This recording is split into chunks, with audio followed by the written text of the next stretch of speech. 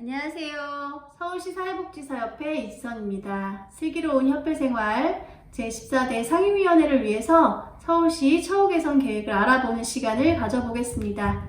그 먼저 추진 근거에 대해서 알아보겠습니다. 여기에 저희들 마음을 어렵게 하는 단어들이 있죠. 바로 지위 향상을 위해 적극적으로 노력하여야 한다. 국가지방자치단체는 사립사 등의 보수가 사립 전담 공무원 보수 수준에 도달하도록 노력하여야 한다. 노력이 또 나왔죠. 그리고 지방자치단체는 해당 기준을 준수하기 위하여 노력하여야 한다. 저희는 이 노력하여야 한다를 꼭 해야 한다로 되기를 희망하고 있고요. 그런 방향으로 정책들을 추진해 가고 있습니다. 서울시도 조례 제정해서 진행하고 있습니다. 제4조 서울시장은 처우 개선하고 복지를 증진함에 아울러 그 지위 향상을 위하여 적극적으로 노력하여야 한다.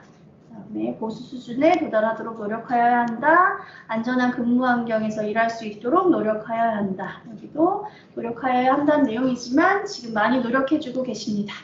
더 많이 노력해달라고 내년 임금 요구안 준비하고 있습니다. 이 내용도 나중에 다시 공유드리겠습니다. 저희는 제9조에 관련된 처우 개선 사업들 진행하고 있는데요. 사립사 등의 보수체계 일원화, 사회복지사 등의 처우 개선 및 지위 향상을 위한 조사 연구 사업, 사회복지사 등의 역량 강화를 위한 교육 및 훈련 지원 사업, 비정규직 사회복지사 등의 처우 개선을 위한 사업, 사회복지사 등의 안전과 인권 보호를 위한 사업, 그 밖에 사회복지사 등의 복지 증진을 위하여 시장이 필요하다고 인정하는 사업, 관련된 처우 개선 계획들을 진행하고 있는데요. 올해 저희가 내년도 임금 요구안 만들 때 비정규직 사회복지사 등의 처우 개선에 관련된 내용이 포함되어 있습니다. 정규직화나 처우 개선이 동일하게 될 수 있는 부분에 관심 가지고 있어서 그런 내용으로 정리하고 있는데요. 많은 분들의 관심 더불어 필요할 것 같습니다. 시장은 제1항의 사업을 추진하는 데 필요한 경우 전문기관이나 단체에 위탁하여 이 경우에 예산의 범위 내에서 경비를 지원할 수 있다는 내용이 있습니다. 이 기준으로 저희 협회가 예산을 지원받아서 지금 서울시 대체인력 지원 사업하고 단체 연수 지원 사업들을 실시하고 있는 것이죠. 네. 서울시 단일임금 체계 처우 개선의 추진 방향은 크게 3가지의 목표가 있습니다. 첫 번째, 시설 종사자 인건비 사회복지 전담 공무원 대비 평균 95% 수준 지속 유지입니다. 그래서 매년 공무원분들이 임금이 오르잖아요. 그 임금이 오르는 것에 0.8%나 1%, 1.0% 정도를 더해서 사회복지사 등의 인건비 인상률이 결정이 됩니다. 모수가 달라서 그렇다고 하고요. 두 번째는 국비지원시설의 인건비를 서울시 단일임금 수준으로 개선하여 사회복지시설 종사자 임금 체계 통일성 확보입니다. 올해부터 국비지원시설이 단일임금 체계에 적용하게 됐고 서울시 단일임금에 95% 수준 적용됐고요. 내년에 100% 하게 됩니다. 그 내용입니다. 세 번째는 건강한 근로환경 조성을 위한 후생복지제도 지속 발굴 및 추진입니다. 저희가 복지포인트, 장기근속 휴가, 대체인력 지원 사업, 그다음에 유급병가 이런 것들 진행을 했는데요. 그런 것들이 다 후생복지 제도였습니다. 그래서 이 제도와 관련된 안건이 아이디어나 이런 것들이 있으시면 언제든 저희 쪽에 연락 주시고 전화, 이 사업 열심히 하시고 계신 저희 사무처장님이나 의견 주시고 아니면 저희 협회 홈페이지 들어오시면 회원 강좌에 많은 질의응답이 있거든요. 궁금하신 것도 많으시고 의견도 많이 남겨주십니다. 저희 협회 직원들이 참 열심히 회원강좌 관리하고 있는데요. 저희만 보는 것이 아니라 서울시 복지정책과에서도 모니터링하고 계시다고 하니까 많이 관심 가지시고 그곳에 이 후생급 복지제도와 관련된 아이디어 올려주시면 좋을 것 같습니다. 네, 긴장해서 말이 꼬이고 있습니다. 네. 단일임금 체계가 가장 큰 처우 개선 내용 중에 하나일 텐데요. 그동안에 어떻게 진행됐었는지 짧게 살펴보겠습니다. 2011년에 박원순 시장이 공약사항을 냈습니다. 단일 임금 체계 추진 및 공무원 95% 수준 처우 개선하겠다. 이 말이 근간이 되어 지금까지 단일 임금 체계가 추진이 된 거고요. 관련돼서 박원순 시장하고 사회복지 청책 워크숍도 진행을 했었고 직능별로 설명회도 진행을 했었습니다. 20회. 네. 요 하고 2012년에는 장애인 복지관을 비롯해서 임금 체계가 6단계였는데 5단계로 개편하고 네. 보고 있습니다. 네. 들어보고 계신데 떨리네요. 상임위원회 분들하고 이런 이야기를 하는 게 처음이어서 어색하고 떨리지만 잘 해보겠습니다. 네, 그래서 지금 장애인복지관 임금체계 6단계에서 5단계로 개편했고 그 다음에 서울시 복지재단에서 관련 연구했습니다. 그리고 이용시설과 거주시설에 투트랙으로 임금체계 적용하는 것들 진행이 됐고요. 2013년이 가장 큰 전환기 뭐라고 해야 될까요? 그때 서울시복지재단에서 연구하는 것을 최종적으로 발표하는 시간이 있었고요. 제가 2013년 11월에 입사했습니다. 12월에 이 워크숍을 해가지고 토론회를 해서 이 업무를 처음 했던 기억이 나요. 그래서 서울시복지재단에서 연구한 사회복지시설 종사자 처우 개선 및 인사관리 방안 발표 이 발표가 되면서 처우 개선 계획들이 추진이 됐습니다. 지금부터 2017년까지는 다 다른 임금 체계를 하나로 모으고 단계를 줄이고 합하는 과정들이 있고요. 그래서 최종적으로 서울시 단일 임금 체계가 한 트랙으로 간 것은 2017년부터거든요. 그래서 그 2017년부터 처우 개선 계획도 같이 발표가 됩니다. 그래서 2014년에는 거주시설에 선임 생활지도원 직급이 추가되고요. 그 다음에 복지건강실에서도 적용하게 되고 아동시설 보전 등의 여성가족 정책관실에서도 일부 적용하게 됩니다. 2015년에는 시설장의 관리자 수당 신설됐습니다. 시설장은 시간의 수당을 받으실 수 없으시잖아요. 그런 부분으로 관리자 수당이 신설이 됐었고 그 다음에 2014년에 생기기만 했던 4급 생활지도원 직급이 적용하게 됩니다. 생활시설유형관 직급 간 임금 인상률 차등 적용했는데요. 임금 차이가 발생했기 때문에 이 인상률이 어느 쪽은 높고 어느 쪽은 적게 해서 이 금액들을 맞춰가는 구간이 있었던 거고요. 2016년에는 이용시설, 거주시설 4, 5, 6, 7급 공모표를 단일화합니다. 이제 하나로 2017년부터는 하나를 썼으니까 그 전까지 마무리 하나로 만드는 작업들 진행한 것이고요. 질문 들어오는 거.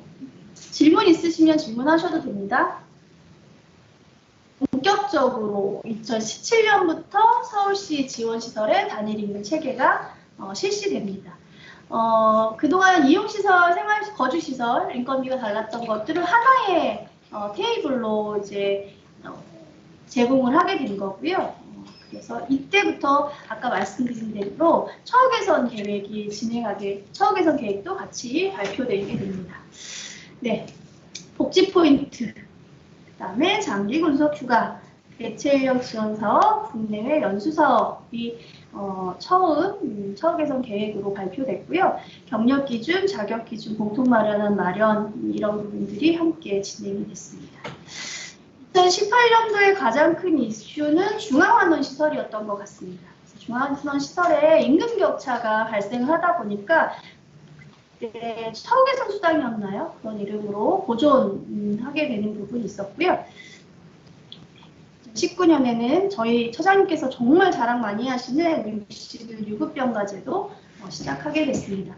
60일 유급병가제도는 의미 있는 것이 국비지원시설까지 포함해서 진행하는 부분인데요. 인건비 지급 부분에 국비시설은 인건비를 유급병가 가신 분의 인건비로 대체 인력을 뽑고 유급병가 가신 분의 인건비는 저희가 지급하는 그런 형태로 조금 변형해서 모든 서울시에서 근무하는 모든 사회복지시설이 다 적용받을 수 있도록 진행이 된 부분이 있습니다. 인건비에서는 네, 서울시 생활임금 기준으로 진행되는 부분이 있습니다. 갑자기 저희 직원들이 막 들어와가지고 부끄럽네요. 네, 갑자기 막 한두 명씩 들어오셔서 네, 보고 계셔서 네, 부끄럽습니다. 네, 올해 2020년 서울개선 계획 발표됐고요. 여기에서 가장 큰 거는 앞에서 말씀드렸던 국비지원시설이 단일임금 체계 적용하는 부분인데요. 기본급의 서울시 지원시설 기본급의 95%이고요. 나머지 내년에 100% 진행하는 부분이 있습니다. 다만 아쉬운 것은 서울시 너무 잘해주셨는데 아쉬운 것은 이 조정수당이라고 되어지는 부분이 통상임금에 올해는 들어가지 못했어요. 그래서 내년에는 통상임금에 조정수당도 포함해달라는 요청 함께 드리고 있습니다. 네. 잠깐. 참가 점수가 뭐가 하셔도 돼요. 네. 그래서 그리고 올해 처음 이제 자녀돌봄 휴가제도 신설된 부분이 있는데요. 자녀돌봄 휴가제에 뭐 학교에서 어떤 부모 참여 교육이라든지 이런 거 있을 때 자녀돌봄 휴가 1년에 이틀입니다. 네, 이틀 네, 사용할 수 있는 부분 생겼고요. 그 다음에 저희 시설장 최소 자격 기준 마련했잖아요. 제가 협회에 들어와서 내용 찾아보니까 14년부터 이 요구를 계속 서울시에 했던 것 같아요. 근데 드디어 2020년부터 진행을 하게 됐고, 저희가 10인 미만 시설은 7년 이상의 경력이 있는 시설장님이 계셔야 하고, 10인 이상은 10년, 10호봉 이상의 경력이 있어야 시설장 최소 자격이 되는 부분이 있습니다. 올해부터 드디어 시행하게 됐고요. 이 시행할 때 이야기가 정말 많았어요. 왜 유예를 하지, 시행 예고하고 조금 그 기간을 주지 않았었냐, 이런 이야기 해주셨었는데, 서울시에서 그런 말씀 해주시더라고요. 그런 기간을 주었으면 지금 있는 분들을 다 내보내고 내려올 분들은 다 내려왔다. 그러니 지금 근무하고 계신 분들을 지켜야 했기 때문에 2020년 1월 1일부터 시행할 수밖에 없었다. 이런 말씀 해주셨는데요. 어쨌든 서울시는 시설장 최소 자격 기준을 2020년 1월 1일부터 시행하게 됐습니다. 인건비 내용 설명 조금 드릴 텐데요. 요거는 간략하게 설명드리고 협회에 그동안 왔던 질문들 한번 공유하는 시간 가지려고 해요. 그래서 12지원시설은 2020년 공무원 인건비가 2.8%였다며 거기에 95% 적용받아서 적용해서 인건비 기준을 마련했고요. 국비지원시설은 말씀드린 대로 2020년에는 95%, 내년에 100%. 기본급입니다. 서울시 이 12지원시설의 기본급의 95%가 되는 부분. 올해 그렇게 단일임금 체계를 적용했습니다. 그래서 이 업무 처리 기준이라는 걸 처음 서울시에서 발표했는데요. 이게 너무 과별로, 직능별로 해석하는 게 너무 다른 거예요. 그래서 복지정책과에서 가장 큰 틀 안에 해석 기준을 마련해가지고 2020년 3월 25일 날 개정한 내용을 각 과에 보냈다고 들었습니다. 그래서 저희 협회에 보내주셔서 관련된 내용 공유해드렸는데 많이들 잘 모르시더라고요. 그래서 간략하게 설명드리겠습니다. 업무처리 기준 안내 단일임금 부분은 국비지원시설 내용이 제일 많아요. 국비지원시설이 처음 이제 단일임금 체계 적용했기 때문에 그것과 관련된 설명들을 해주신 거고요. 그래서 중앙정부 인건비 기준 및 직위 유지하느냐 이런 부분은 국비지원시설의 인건비에서 상급 과장 및 생활복지사 이런 테이블들이 있잖아요. 그걸 그대로 유지하느냐 그대로 유지하되 서울시 인건비 기준에 맞춰서 비교해가지고 인건비를 주면 된다. 그런 거고요. 그러니까 부르시고 하는 그런 직기나 직급 기준은 그대로 유지되는 거예요. 복지부에서 서울시의 기준을 따르라고 하지 않으시거든요. 그러니까 복지부의 기준을 따르되 거기에 나머지 부분을 서울시가 보존해주고 조정해주고 더해주는 형태로 한다. 이렇게 이제 이해하시면 됩니다. 두 번째가 국비지원시설의 서울시 종사자 처우 개선 적용 시 비교 직급 설정 이유. 이 비교 직급 만든 이유는요, 임의 적용 때문에 만드신 것 같아요. 네. 저희가 뭐 이런 기준들이라 설명하시면 듣고 싶은 내용만 들으시고 그 다음에 유리하게 해석하시는 분이 있으시더라고요. 그래서 그 기준을 조금 명확하게 이 부분은 이렇게 해야 된다. 그 설정을 위해서 비교 직급을 만든 거고요. 그래서 3급 과장 및 생활복지사를 예를 들면 서울시 지원시설의 3급 과장과 5급 사회복지사를 비교해서 조정수당을 산정하게 된다. 그런 비교 직급을 만들었다. 이런 이제 내용이고요. 그래서 아까 말씀드린 대로 임의 적용을 예방하기 위한 것이 가장 큽니다. 그대로 주면 더 좋겠다. 이런 말씀 많이 하시는데 인건비 가이드를 보면 서울시는 이렇게 피라미드 형태가 많아요. 가장 낮은 직군이 5급이 제일 많고 점점 올라갈수록 이렇게 피라미드가 되는데 만약에 그대로 적용을 하게 되면 호리병 형태가 되거든요. 그러면 상급이 훨씬 더 많은 인건비를 받으시게 되는 거고 그렇다면 서울시 지원시설은 3, 4명 받고 계신데 여기는 더 많은 분들이 이제 상급 테이블 적용받으시기 때문에 오히려 또 차별이 발생하는 부분이 있습니다. 그렇기 때문에 임의 적용을 예방하기 위해서 비교 직급을 설정하게 됐다. 이런 부분이고요. 그 다음에 3번이 서울시 단위임금 체계와 비교 직급 설정에 따른 종사자를 반드시 선정해야 하는지 여부. 기준에 미달하는 중에서 선정하게 되면 급여를 그냥 지급하시면 안 되고요. 반드시 소관부서와 사전에 협의해서 진행해달라 이런 내용이 함께 있습니다. 네. 국비지원시설의 종사자 조정수당 산출 방법. 아까 말씀드렸던 서울시 이 시설의 기본급의 95%. 이걸로 하게 되고요. 각 과별로 이 조정수당 표를 만드신 걸로 알고 있어요. 그 조정수당 표에서 산정을 하게 됩니다. 서울시 단일임금 체계 비교직급 설정으로 국비지원 인건비 가이드라인에 따른 급여가 서울시 급여보다 많을 경우 서울시 기준으로 감액 지급해야 하나요? 감액하시면 안 되죠. 인건비는 하락할 수가 없습니다. 잘못 지급된 경우 외에는 감액할 수 없습니다. 그래서 이런 경우에는 복지부 기준 그대로 따르시는 거고요. 다만 조정수당이 안 생기는 거죠. 이미 복지부 기준이 더 높기 때문에 그렇다면 그대로 하시고 다만 서울시가 전 종사자에게 지급하겠다고 약속하신 관리자에게는 관리자 수당 그 다음에 종사자에게는 정액급식비 두 가지를 더 더하시는 것만 하시면 될 것 같습니다. 여기까지가 단일임금과 관련된 업무 처리 기준 안내 내용이었고요. 그러면 네, 경력 인정 부분 내용 조금 포함해 보면 인건비에 경력 인정 내용이 정말 많이 질문이 들어오거든요. 그래서 이 인건비를 논의할 때 경력 인정도 같이 이야기할 수밖에 없습니다. 그래서 뒷부분에 이 후보 일정과 관련된 질문들도 꽤 들어와 있는데요. 그 질문 내용도 같이 공유 드리겠습니다.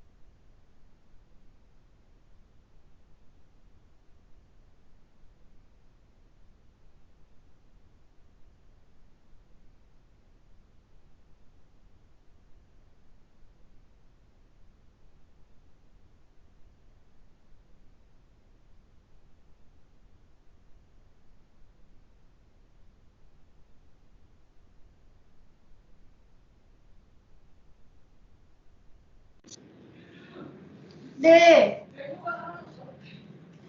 이제 다시 제가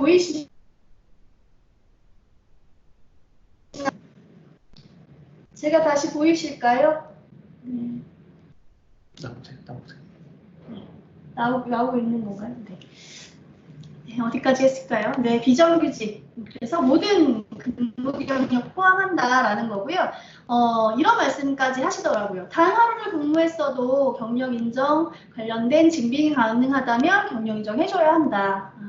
라고 말씀하셔서 저희 이제 단기 근로 하시는 분들도 경력 인정 요청하시는 분들 많으시거든요. 한 며칠 근무하셨더라도 다 발급하고 있습니다. 적용은 다 해주셔야 될 것 같습니다. 네. 장기 근속 휴가를 위한 근속기간 산출 시 타 법인, 타 시도소관 사회복지시설 근속기간 포함하나요? 네, 장기 근속 휴가는 서울시 소관의 동일법인 내 사회복지시설에서 근무한 기간에 하나요? 합산합니다. 서울시 시설만 해당한다는 거고요. 동일시설 내 시설 근무 경력이라 하더라도 퇴직으로 인한 근로중단이 있을 경우 퇴직 전 근속기간 제외하고 연속된 근로기간으로 하여야 합니다. 이게 무슨 말씀이냐면 어떤 분이 퇴사하신 거예요. A 법인에서. 근데 이직을 하셨는데 또 그 법인에 그 시설에 또 이직을 하신 거죠. 이럴 경우에 연속으로 볼 수 있지 않느냐 이런 질문을 조심스럽게 계단에서 이렇게 저희한테 전화를 주신 거예요. 그래서 저희가 이거는 장기 근속을 위한 부분이다. 선생님은 퇴사하셨기 때문에 그 법인에서 근무하신 것으로 인정되지 않는다. 그렇기 때문에 법인의 인사 발령에 의한 것이 아니라면 인정되지 않는다. 이런 이제 답변 드렸었는데 그분은 마지막에 그렇게 말씀하셨어요. 그렇게 됐는지 알 수 있냐? 저희는 잘 모른다. 하지만 그렇게 사용하시지 마셔라. 이렇게 답변 드렸는데 어떻게 하셨을지는 잘 모르겠어요. 네. 그래서 만약에 그렇게 됐다면 다시 입사한 시점부터 근속기간 시작하는 거고요. 그 시설 안에서 근속하신 부분에 대한 안식 휴가의 의미이기 때문에 그 전의 건들은 제외된다. 이런 내용입니다. 시설 근무 중 운영법인의 변경으로 고용 승계된 종사자는 해당 시설에서 근로의 중단 없이 계속 근무 중인 기간에 한해 새로운 수탁법인의 근속기간으로 합산 가능하다. 최근에 시설 이름을 말씀드려도 될지 잘 모르겠어요.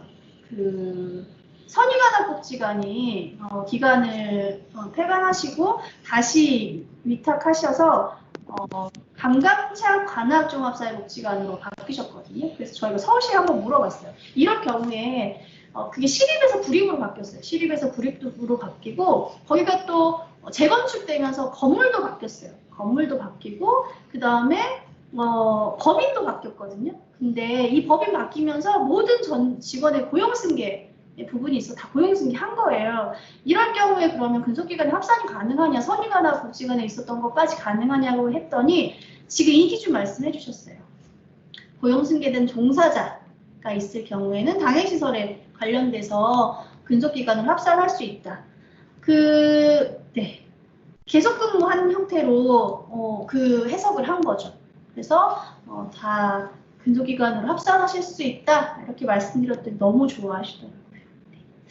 네 번째는 시설종사자 공무원 간 비교직급 기준 중 경력 15년 이상, 25년 이상의 정확한 의미, 네, 요 개월수 묻는 분들 많으셔가지고, 네, 요 개월수, 네, 서울시에서 명시해 주셨습니다. 질문이 너무 다양하셔가지고, 이렇게 점점 정확해지는 것 같습니다. 서울시 기준의 30번에 이제 서울시 조례 및 서울시 및 자치구 조례에 의한 사회복지 시설의 범위가 어디냐 이제 이런 내용에 서울시 복지재단, 서울시 여성가족재단, 서울시 50플러스 재단, 서울시사회 서비스원, 자치구 복지재단만 하난다 이렇게 답변을 주셨어요.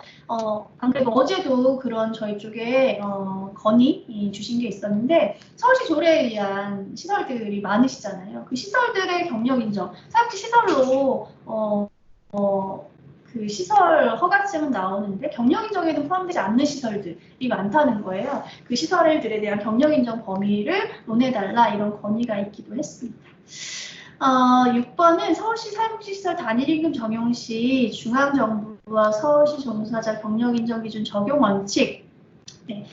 요거는 뭐냐면요. 저희가 서울시는 12월 달에 보통 처우 개선 계획이 나와요. 그리고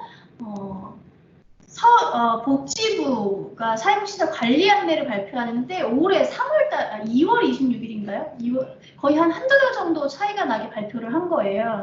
그래서 유사경력의 경력 인정을 해주는 그 기준이 바뀌었습니다. 근데 서울시는 미리 발표했기 때문에 그 기준을 담지 못했고 복지부는 이미 담아버린 거죠. 그리고 담으면서 복지부 지원 시설은 반드시 적용해라라는 문구까지 넣어서 개정을 했어요. 그러니까 서울시는 이미 예산 편성 다 했고 했는데 적용할 수가 없는 거죠. 들어갈 예산이 엄청 많을 거라고 예상할 수밖에 없는 항목이었기 때문에 올해는 처개선 계획을 발표한 12월에 발표한 기준으로 하고 서울시의 경우는 내년도부터 적용하겠다라고 이제 한 부분인데요. 그게 이 사회복지시설 관리 안내 유사경력 80%의 가의 1, 2예요. 그래서 예전에는 뭐 조리사 뭐 이런 분들의 경력을 사회복지 관련된 법령에 의해서 설치된 시설에서 동일 직종으로 근무했을 때만 가능하다 뭐 이런 내용이 있었거든요. 그 내용이 개정됐어요. 그 내용이 개정된 건 뒤에서 말씀드리겠습니다. 그래서 올해는 국비 시설들만 적용되고 내년부터 서울시 시설이 적용된다. 네, 그렇게 이해해 주시면 될 것 같습니다. 네. 그동안 저희 옆에 왔던 질문들이에요. 질문들 한번 보여드릴 테니까요. 추가로 궁금하신 거 있으면 남겨주시면 네, 제가 모르는 거는 서울시에 질문해서 답변 드리겠습니다. 제가 그 서울시 담당 주무관님한테 너무 전화를 많이 하고 또 성격이 워낙에 또 정말 꼼꼼한 성격이어가지고 몇 월 며칠 날 몇 시에 누구랑 어떻게 답변했는지 뭘로 질문했는지 어떤 답변을 하셨는지를 다 메모해놔요. 그래서 서울시가 참 저를 싫어하실 수도 있겠다 이런 생각이 들기도 하는데 어쨌든 궁금하신 게 있으시면 질문 남겨주시면 서울시에 물어봐서 답변 드리겠습니다. 수당주 비과세 항목은 급식비랑 복지포인트인데요. 복지포인트는 후생경비이기 때문에 인건비에서 후생경비로 구분하시고 급식비는 다 아실 것 같고요. 그래서 저희가 기본급에 그동안 수당을 다 합쳤었는데 급식비만 합치지 않은 거예요. 비과세여가지고. 그리고 복지포인트는 향후 어떻게 될지 모르겠지만 현재는 비과세입니다. 그래서 공무원 복지포인트로 과세한다 이런 이야기 많이 들어보셨잖아요. 그래서 이 복지포인트도 과세할 수도 있다. 앞으로 이제 이런 이야기들이 많이 나오기는 하는데 현재 해당 과에서 공식적으로 답변 주시기로 복지포인트는 비과세다. 그렇습니다. 설명회 때마다 이 질문 나오는데요. 계속 그렇게 설명하셨어요. 근데 앞으로는 어떻게 될지는 조금 지켜봐야 할 것 같습니다. 수당 지급 기준, 가족수당은 중간 입사자의 경우 일할 예산, 명절휴가비, 명절 당일 직원 신분으로 유지할 경우 지급하고 정액급식비도 일할 계산입니다. 다만 가족수당은 가족 구성원의 신분 변동, 갑자기 아빠의 생일이 월 중에 있어요. 그래서 65세 이상이 됐다, 60세인가요? 갑자기 헷갈리네요.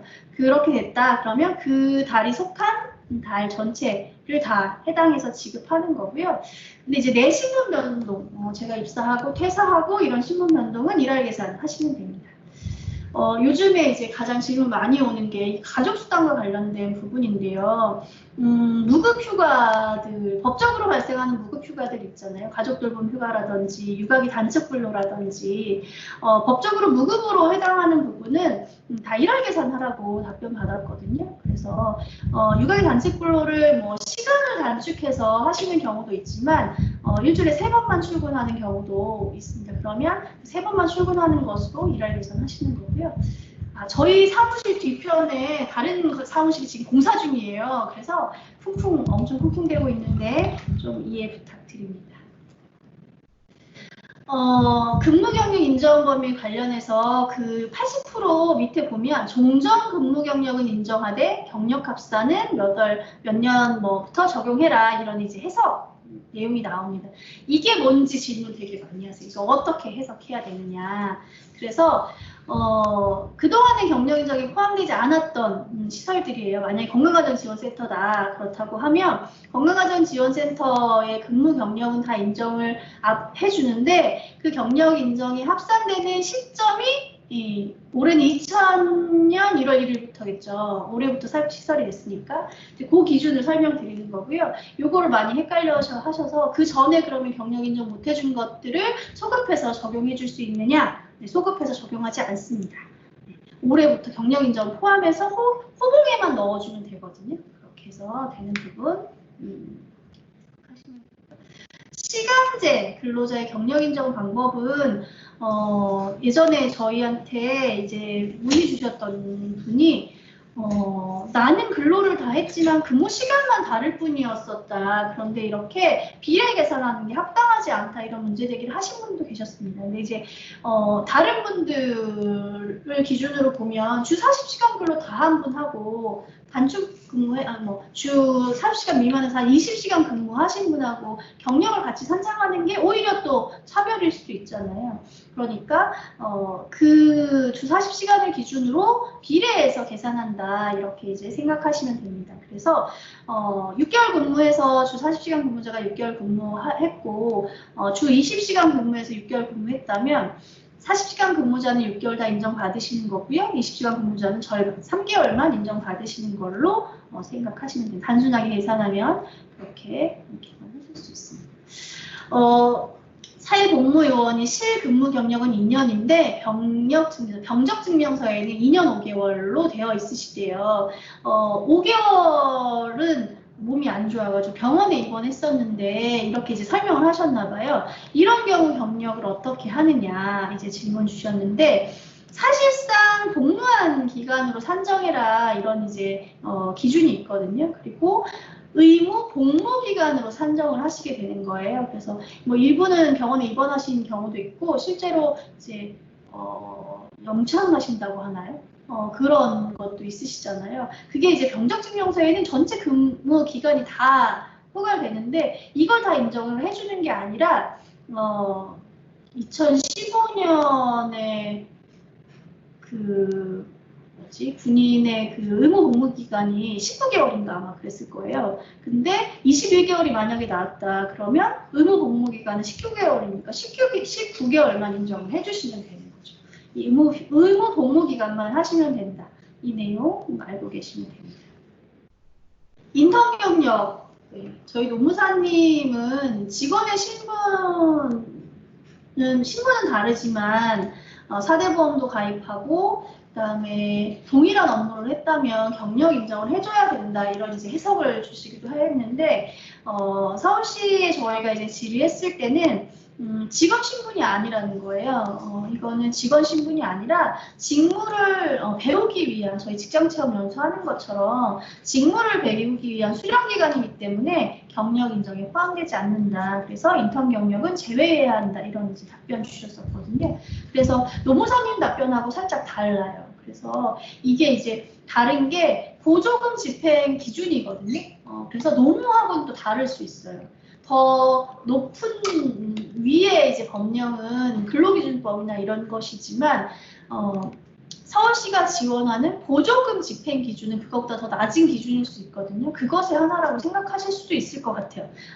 그래서 네, 수련 기간이기 때문에 경력 인정에 포함되지 않는다라는 부분이고요.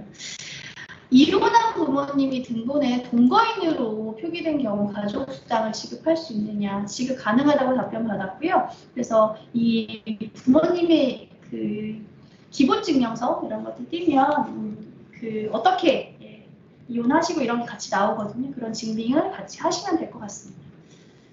육아휴직 후 복직한 직원의 월중 복직일 경우 가족수당 지급 방법. 아까 말씀드린 대로 개인의 신분이 바뀐 신분이 아니라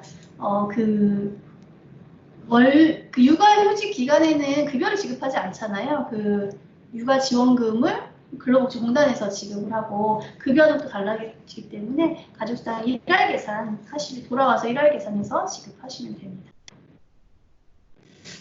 호봉액정 관련된 건강가정 다문화 통합센터가 요즘 가장 핫한 많은 질문 중에 하나였었는데요. 건강가정지원센터하고 다문화복지지원센터가 다른 기관인데 2017년부터인가요? 서울시를 중심으로 해가지고 통합센터라는 이름으로 운영됐습니다. 근데 건강가정지원센터는 2020년 올해부터 시설 범주에 들어왔고요. 다문화가족지원센터는 제가 알기로는 2013년부터였던 것 같아요. 2013년? 네. 아무튼 그래서 사회복지 시설로 인정된 기간이 너무 다른 거죠. 근데 같은 통합센터라는 이름으로 이제 운영이 된 거예요. 이럴 경우 경영인정 어떻게 해주냐. 그래서 저희가 이제 서울시에 질의를 했어요. 그랬더니 통합센터에 대한 기준 자체가 없는 거예요. 해줄 수 있는 기준이 없는 거죠. 그래서 누구는 해줄 수 있는 기준이 없으니 해줄 수도 있지 않느냐. 또 누구는 이제 해줄 수 있는 기준이 없으니 안 해줘야 한다. 이제 이런 말씀도 하셨는데 어쨌든 기준이 없기 때문에 적용할 수가 없는 거예요. 그래서 이 같은 통합센터라는 이름으로 있지만 건강가정기본법과 다문화가족지원법 법령도 다르고요. 인건비를 지급받는 부처도 다르고 그 과도 다르고요. 다 분리돼 있거든요. 그래서 다문화 소속일 경우에는 100%, 건강가정 소속일 때는 80%. 이걸 분리하셔서 경영인정을 할 수밖에 없다. 이제 이런 답변을 받아서 통합센터 경영인정은 추가적인 서류를 더 요청하시거나 추가적인 논의가 또 필요할 것 같습니다. 네, 강의 내용에 대한 질문은 대화창에 이용해 주시면 됩니다. 네. 그리고 건강가정지원센터가 2020년 1월 1일부터 사회복지 시설로 포함됐기 때문에 올해부터는 100% 해주시면 됩니다. 이제 짧게 저희 오늘 진행하려고 준비했는데요. 거의 끝나가고 있습니다. 궁금하신 거 올려주시고요. 저희가 다음 또 짧게 준비해서 후생복지제도에 관련된 질의응답도 한번 공유하는 시간 가져볼 거건데요. 그거는 다시 날짜를 한번 잡아보겠습니다. 시니어 플러 경력인정, 이 앞에 한 부분하고 비슷합니다. 사회복지 시설에 들어온 게 2014년이에요. 그래서 2014년 1월 1일부터는 100%, 그 이전은 80%. 여기 뒤에 또 이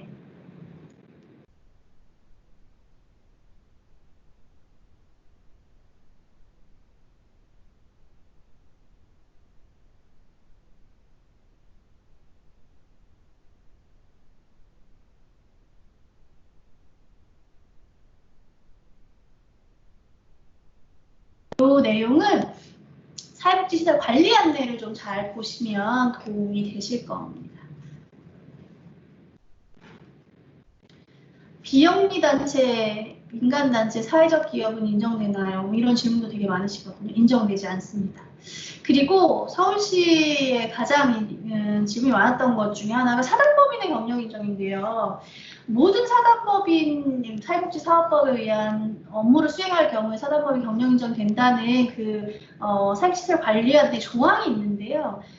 서울시 같은 경우는 그 조항을 조금 더 구체적으로 해석하고 있어요. 그래서 그 광범위한 범주를 다 인정하고 있지 않고요. 사회복지사업법 제2조와 그 관계 법령에 의해서 설치된 사회복지시설을 운영하고 해당 업무를 했을 경우에만 80%로 인정한다. 이런 부분이 있습니다. 그래서 사단법인인데 사회복지 업무를 한다. 근데 사회복지 범위가 사실 되게 넓잖아요. 광범위하잖아요. 그래서 그 모든 영역을 다 인정하지 않고요. 이 사회복지 사업법, 이 시설들을 운영을 해야 돼요. 그래서 사회복지 시설 관리 안내에 보시면 사회복지 시설이 이렇게 리스트화가 되어 있잖아요. 그 리스트화에 되어 있는 시설을 운영한 사단법인만 경력인정에 포함이 되는 거죠. 아니면 80% 인정하는 그 조항들에 나열되어 있거나, 그래서 그 두 가지가 아니면 사단법인 경영인정이 어렵다. 그래서 실제로 이것 때문에 민원이 발생하거나 뭐 이런 경우들이 많았었다고 들었습니다. 어린이집 경력 인정되나요? 많이들 아실 텐데요. 어린이집은 사회복지 시설입니다. 그래서 저희 보수교육 받지 않으시면 과태료도 부과되거든요. 근데 다만 이 어린이집은 별도의 그 교육이 있으시잖아요. 그걸 대체가 가능한 거죠. 그래서 영유아 보육법에 의한 시설이기 때문에, 그래서 이 질문 중에 하나가 사회복지 자격증이 없었다. 그런데도 경영인정 됩니다. 사회복지 시설이니까요. 자격 유무와 상관없이 사회복지 시설에서 근무한 경력은 인정이 되거든요. 소리가 안 들리십니다. 다시 드립니다. 네. 그래서 이 노인 일자리 사업 전담 인력에 대한 질문들이 많았어요. 그래서 이 복지부에 질문이 들어갔던 것 같아요. 그래서 이 일자리 지원 사업의 전담 인력의 경력 인정이 어떻게 되느냐 이런 질문이 들어갔는데 시니어 클럽, 노인 일자리 사업을 하는 시니어 클럽만 100%고 그 외의 시설은 인정되지 않는다 이런 답변을 이제 하셨다고 제가 들었거든요. 정확하진 않습니다. 그래서 저희가 이 질문이 왔을 때 기준들을 제가 찾아봤어요. 그랬더니 노인 일자리 사업 운영 안내에 사회복지관, 노인복지관 뭐 이런 복지관들이 수행할 수 있고 그리고 이 사업을 위탁받아서 노인 일자리 사업을 하는데 전담 인력이 꼭 경력 인정이 되느냐 마느냐 이런 논의가 이제 있었던 거예요. 그래서 전담 인력을 사회복지사에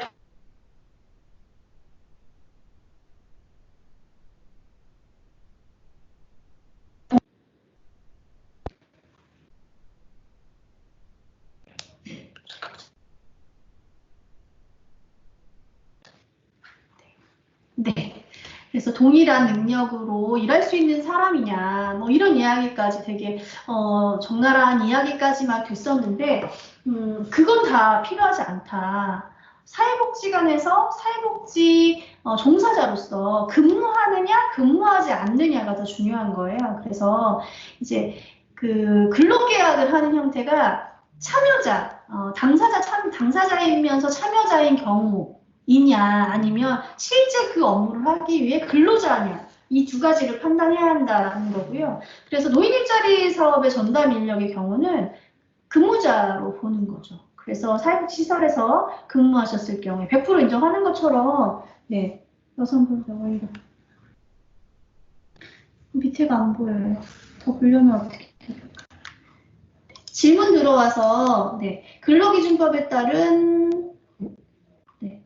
근로기준법에 따라 여성 근로자의 경우 월 1회 보건휴가를 부여하는데 무급휴가인 것으로 알고 있습니다. 네, 무급휴가입니다. 만약 기관이나 법인 규정에 따라 유급으로 진행하는 경우 유급 인건비에 대한 보조금 지급 불가능합니다.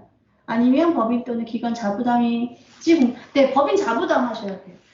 네, 저희가 최근에 이 질문이 있었거든요. 그래서 어떤 질문을 하셨냐면 유급으로도 해석이 가능하다는 거예요. 질문자의 내용은. 그래서 저희가 알기로는 무급으로 알고 있다. 무급으로 알고 있기 때문에 무급으로 지급하셔야 되고 무급일 경우에 일할 계산하는 것으로 저희가 답변 받았다 이렇게 말씀드렸더니 일부 공무원에서는 공무원들도 유급으로 이제 하는 경우들이 있다 이런 이제 말씀하시는 거예요. 그래서 그거는 처우 개선 노력에 따라 그 시설 안에서 그게 뭐 공무원이 아니라 그 시설 안에서 노사 협의에 따라서 아니면 그런 부분으로 유급으로 해주는 경우가 있지만 원칙적으로는 무급이다. 이제 이런 말씀 드렸고 그래서 무급이기 때문에 자부담 하셔야 되는 거죠. 네, 그렇습니다.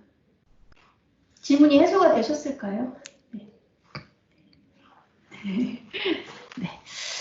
다음 질문.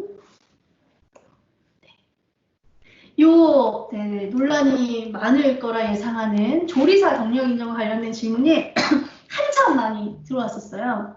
그래서 서울시도 이 규정이 바뀐 줄 모르고 있으셨거든요. 그래서 예전에는 사회복지사업법 제2조와 그 관계법령에 의해서 설치된 시설에 근무하고 자격증을 소지하고 동종직종으로 근무했을 경우에만 경력 인정이 된다. 이제 거기에서 뭐가 빠졌냐면 사회복지사업법의 제2조와 관계법령에 의해서 설치된 시설에서 근무한 내용이 빠졌어요. 그래서 지금부터는 일반 사업장 자격증을 소지하고 근무한 경력을 다 인정을 해주셔야 되는 거예요. 치료사, 물리치료사, 간호조무사나 간호사, 영양사, 조리사 이 직군에 대해서. 그래서 그냥 일반 사업장의 조리실 뭐 사내 식당이라든지 이런 것에 조리사로 만약에 근무를 했다. 그 경력 인정해 주셔야 되는 거죠. 그러니까 인건비가 엄청 많이 소요될 거다.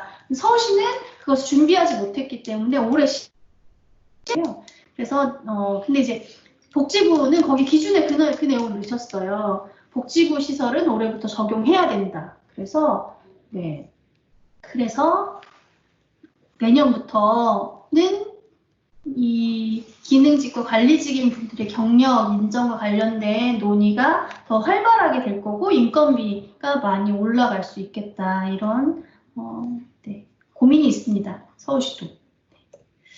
그래서 아까 앞에 이제 말씀드렸던 그 기준 바뀐 거 앞부분 조금 설명드리면 사회복지사업법 및 법 제2조 제1호에 열거된 사회복지사업 관련 법률에 따른 사회복지 관련 국가 자격증을 소지하고 법령 등에 정해진 해당 자격의 업무를 수행한 경력, 이게 이제 80% 인정되는데요. 요양보호사, 정신보건 전문의원, 사회복지사, 언어치료사, 장애인 재활상담사 등인데 예전에는 동종직종이라는 표현이 있었어요.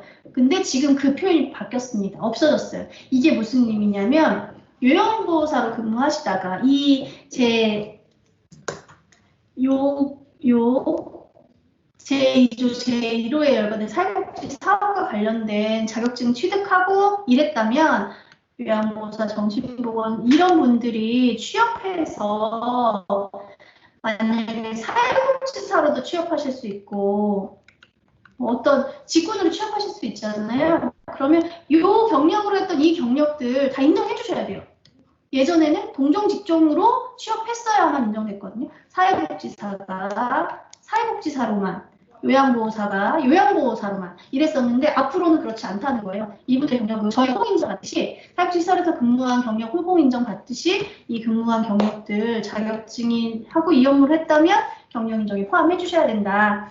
이 내용이 서울시 시설은 내년부터, 복지부 시설은 올해부터 적용하셔야 되는 내용입니다. 네, 호봉 마지막 질문인데요. 호봉 액정 관련된 호봉 계산 방법 80% 어떻게 하느냐. 요거 제가 한참 블로그를 좀 해보겠다고 블로그에 막 글 쓰고 했었는데요. 그때 남겼던 글이에요. 그래서 아동보호 전문기관 당시에 뭐 어떻게 사회복지 시설이 언제 됐고 뭐 경력이 어떻게 되고 이런 글 한번 남긴 적 있었는데 그 글 가운데 이제 호봉 어떻게 계산하시는지 했었는데요. 앞에 설명드린 것처럼 아동보호 전문기관 2017년 1월 1일부터 사회복지시설 범주에 포함됐습니다. 그래서 그 전 경력은 80% 인정하고요. 그 이후의 경력은 100% 인정하시면 됩니다. 그래서 이렇게 나눠서 2015년부터 16년까지 2년 곱하기 80% 하시고 그럼 1.6년도 나와요. 네, 12개월을 0.6으로 곱하면 1.72개월이 나오고 72개월을 30일 곱하기 0.6일 이렇게 해서 1년 7개월 6일이 나옵니다. 거기에 2년을 더하면 3년 7개월 6일의 경력 인정이 됩니다. 이렇게 계산하시는 거라서 그 계산 방법에 보면 연월일을 다 나눠서 80%로 곱해서 더해라 이렇게 이제 되거든요. 이렇게 계산 방법도 있다. 이 정도 알고 계시면 될 것 같습니다. 네, 공유가 필요하실까요? 네, 드릴 수 있는 건 다 드릴 수 있습니다. 네, 드릴 수 있는 거는 어떻게 드릴 수 있을지 논의 드리고 보내드릴게요. 네, 뒷 내용은 다음에 다시 또 해드릴 건데요. 이 후생복지 제도와 관련된 내용하고 그 다음에 질의응답하고 그 다음에 기준들 요거는 다음에 다시 날을 잡아서 다시 한번 공유 드리도록 하겠습니다. 오늘은 여기까지 할 건데요. 혹시 궁금한 거 있으실까요? 없으신 것 같습니다. 네. 전문 강사가 아니기 때문에 많이 부족했지만 열심히 들어주셔서 감사합니다. 내용을 잘 정리해서 유튜브에도 다시 한번 공유 드리겠습니다. 오늘 함께 해주셔서 감사합니다. 이지선이었습니다.